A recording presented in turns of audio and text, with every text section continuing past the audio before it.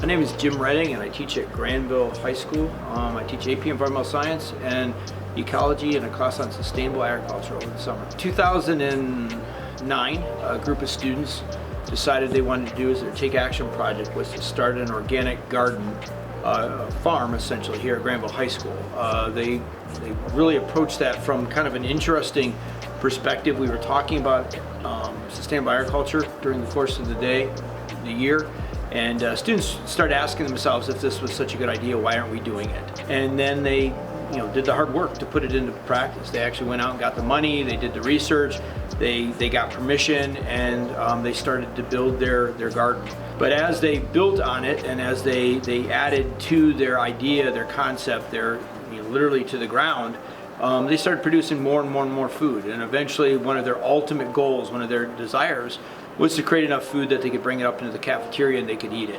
Today we have students that go out and gather in the morning, in the afternoons, bring food into our cafeterias, trying to provide as good a food as possible, as healthy a food as possible, as whole as food as possible to the students in Ohio. It's also important for the students to know where their food is coming from. If you like asparagus, this is incredible. If you don't like asparagus, this is still good. Anybody want to try it? Yeah. So the idea that, it's not just a grocery store, it's not just a box, but there's a process to growing food. There's things that are required to grow food, problems that prop up, and how do we deal with those problems. So, students can walk out back here at the high school and see where their food comes from. Along with that, Granville has reached out to community members, farmers within our local community, and ask them to bring in food and supply food. Our chef through AVI has done a really nice job with trying to source as much local food as possible within our buildings and to celebrate that food. So on any given day in Granville, you can be having grass-fed hamburgers from the herd just literally down the road, not even a mile and a half from here, or you can be eating produce that came from within 20 miles of the building.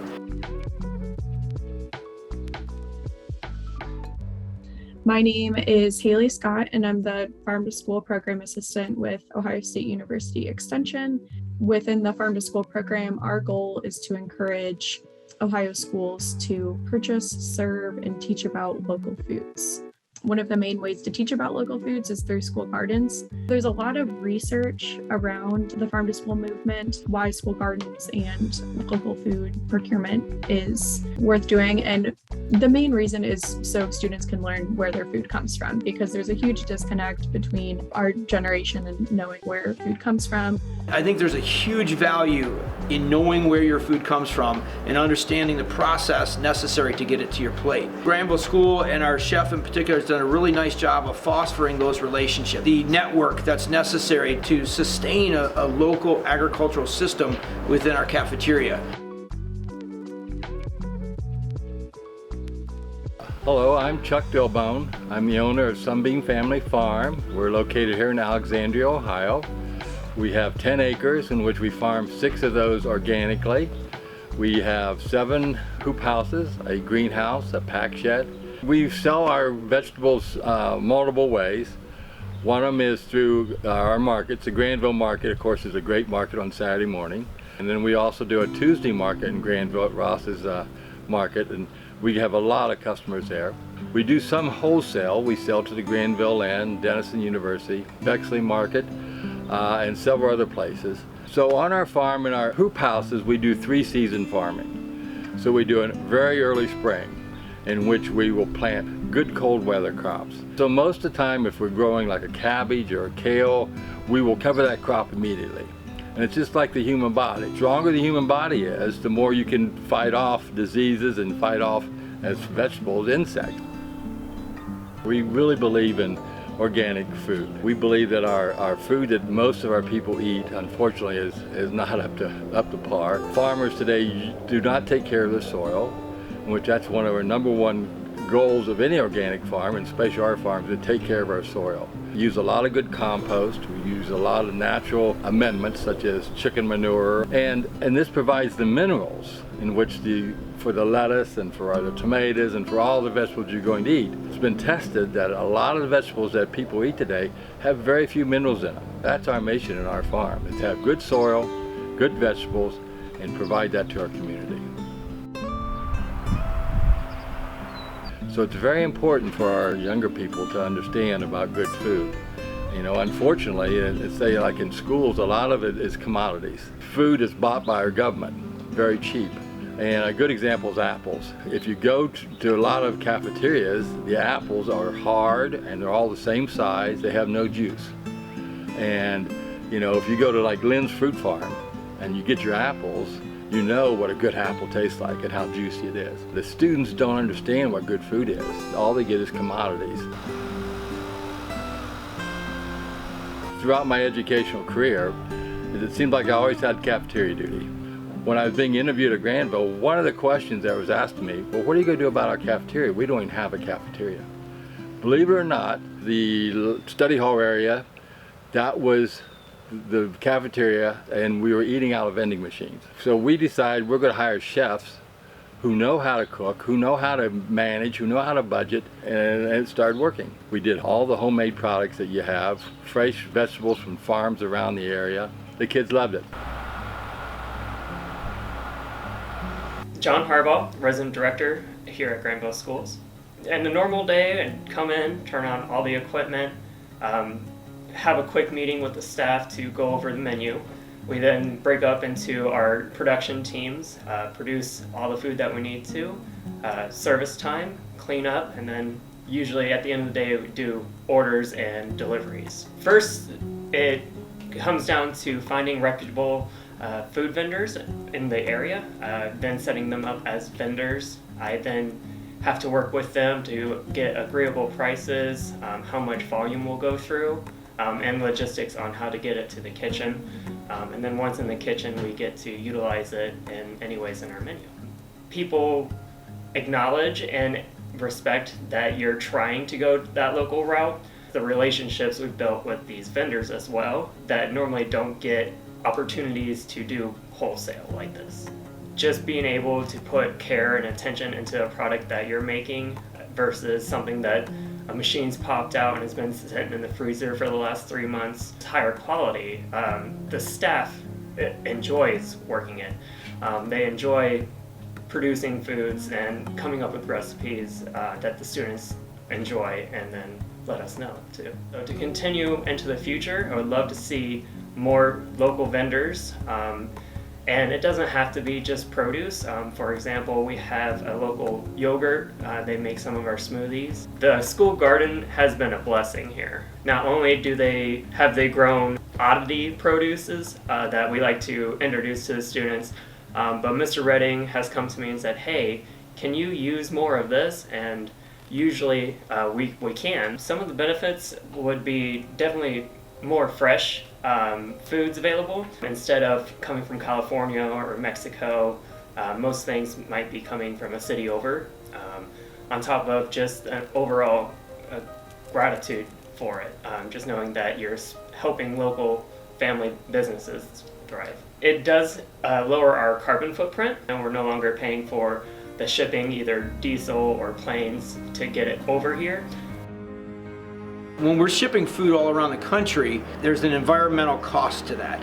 When we're processing food in one part of the world and selling in another part of the world, we're limited in terms of the food that we can grow and how we can grow it. When you grow food where you live, it changes the environmental perspective. It changes the cost of that system. And it also strengthens the local economy. Agriculture is a tough business, and farmers are working extremely hard to try to make a living. We can make it easier for them if they can grow and sell their food in the same environment, and they don't have to be prepared to ship it across the world. We take out some of the middlemen, which means the farmers ultimately get paid more as a result of that. So if we can maintain a stable agricultural system in every community, not only is that good for the local economy, for the local farmer, it's also good for the environment because it has much less of a footprint than a much more processed and global food system does. I'm Bryn Bird. My family owns Birds Haven Farm since 1995. And our family farm is about 100 acres. We grow mixed-use vegetables, about 65 varieties. We were large wholesalers, sold a lot to restaurants, a lot to institutional buyers. We've sold to Granville schools as well. With COVID, we haven't for the last few years. Granville schools definitely led the way for local purchasing, and we sell at the Granville Farmers Market. Granville Schools has always been one of the leading farm-to-school districts in the entire state. They are able to really utilize and make the food dollar go farther. Because of that, we work directly with the chef. He orders from us weekly and puts it on the menu. I do think Granville students are a little bit more interested in trying local food. The community is an agrarian community. They drive past their fields all the time, knowing it's coming from a farm that is right here in their community. Granville Schools purchases, local grains, dairy, and bread, and all of that combined together created an environment that was really pro-local food. So I think it's important for kids to understand where their food comes from for a variety of reasons. Number one, if we understand how the food comes, we tend to appreciate it more. We tend to respect that system more. So the things that we can do in our daily life that protect that system or strengthen that system are necessary. Right now we're challenged with feeding the world. To have an understanding of the systems that provide it on a global scale, but also on a local scale. One of the things we talk about in my class is that in order to feed the world, more people are going to have to be a part of the food system. Right now, less than 5% of the world grows food for the rest of us. That's not going to be sustainable. The more people who can produce food, the more stable the system becomes. To engage the kids in that thought process today, I think is important in terms of making sure we have a stable food system in the future. Kids go to gravitate and they go to grab these cherry tomatoes, and I watch parents all the time say, no, you won't like that, no, you don't like that. To me, that's always been one of the most disheartening moments, and I think Farm to School gives that opportunity for kids to be trying foods and vegetables that they haven't tried before and learning more about their local economy. Why does it matter to think about where your produce is coming? So Birds Haven Farm, we always say your family table brings our family together. Our family doing this is never gonna get rich. We don't do this because it's easy, but this is what's bound my family together. We're only 5 miles north of Granville. Purchasing local is really important to this community, and it's very important to our family.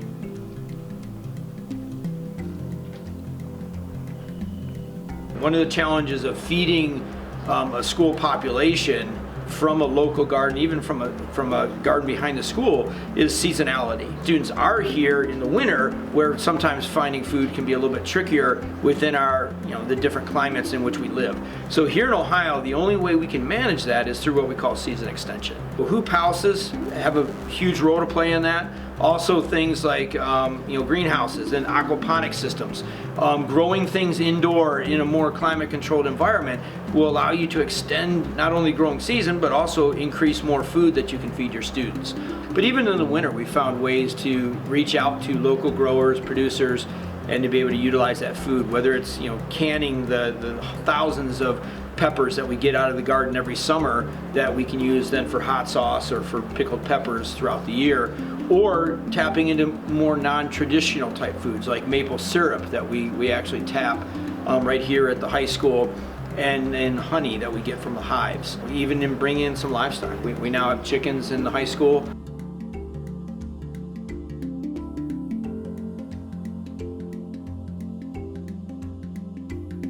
My name is Mary Flynn. I am the owner and operator of Raccoon Creek Farms. I work with Patrick Flynn, who's our operations manager. I would say the purpose of this was to, one, build a family business that was basically based on sustainable practices in agriculture, and also to be able to give back and work with the local community. From an architectural standpoint, this greenhouse has a true southern exposure. We use a system called AutoGrow, and it's all about controllable environment agricultural practices. You can constantly monitor things like air temperature, relative humidity. It's extremely automated.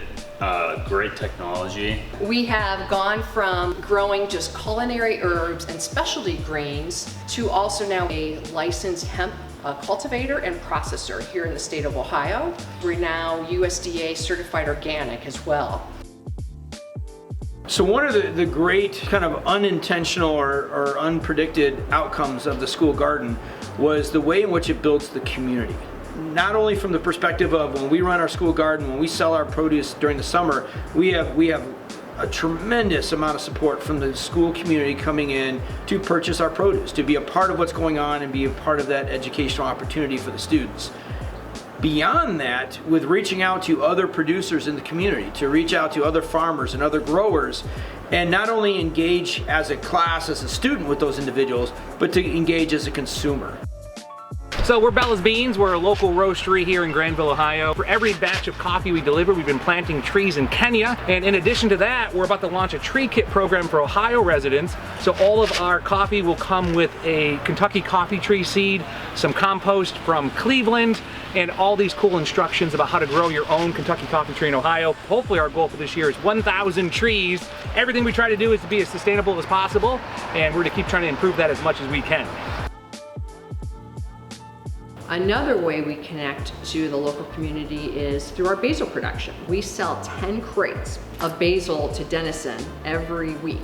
But not only do we sell to them, their sustainable agricultural students come here and they provide us interns to do some work. We've been opened up the doors to the Chamber of Commerce, the Licking County Senior Program, and we've had big open houses here. Sometimes we have a huge production of something. We just don't want things to go to waste. So Patrick makes the trip over to the Licking County Food Pantry. It's important to give back to them. Not only are we providing food, but we're also trying to provide some education for the folks here as well. One of the educational advantages of having a school garden is that there's really nothing you can't teach in a garden setting. You know, I teach biology, I teach ecology, I teach environmental science, and all of those are easy ideas, from genetics to the understanding of predator-prey relationships and your pest bugs and your beneficial insects. But history can be taught in the garden, English can be taught in the garden, art can be taught in the garden, mathematics can be taught in the garden. There's not a subject that can't gain something from being outside, something from being in a garden setting. Right? I'm working on the horizon in which I'm in. Pull that back and forth, get it as loose as possible, but only going down about an inch. A garden is a great place to teach the softer skills, the 21st century skills, the skills that employers are actually most interested in. Perseverance, optimism, things like problem solving are taught every day in the garden. There is no immediate gratification in the garden, and I think that's a good life lesson, that you put in a whole lot of hard work and hopefully something positive comes out of it in the end, but there's no guarantees in that. My name is Chris Weatherholtz, and I am Columbus City Schools Nutrition and Farm to School Curriculum Coordinator, K-12. Farm to School has three major parts: local procurement, education, and school gardens. One of the initiatives that I started were using school gardens to bring in community members. And so we connected it to citizenship and civic responsibility, so that the students started these school gardens, but then they would invite the community in. It has moved into the middle and high school levels, opening doors for careers, impacting the way our community eats, and what are we doing to leave a better carbon footprint. That would have a huge impact economically if we could source locally. Something that we say in Farm to School is the kids win, the farmers win, and the community wins. The kids win because they're receiving that nutrient-dense, fresh, local foods. The farmers win because they're getting to make a connection between the schools and they're growing for a specific kind, and it's not just a pattern of growing food and not knowing where it gets shipped off to. And then the community wins because they get to develop those connections and really invest those dollars in the community. We benefit from the quality of food we consume. We benefit from understanding and knowing where that food is coming from, but also the farmers themselves benefit from having a consumer that values what they do in a very personal way, an intimate way, and to have that local revenue that is different than their more commercial stream of food. It gives them another way to make money. It gives them another way to expand their business and another way to kind of form a niche.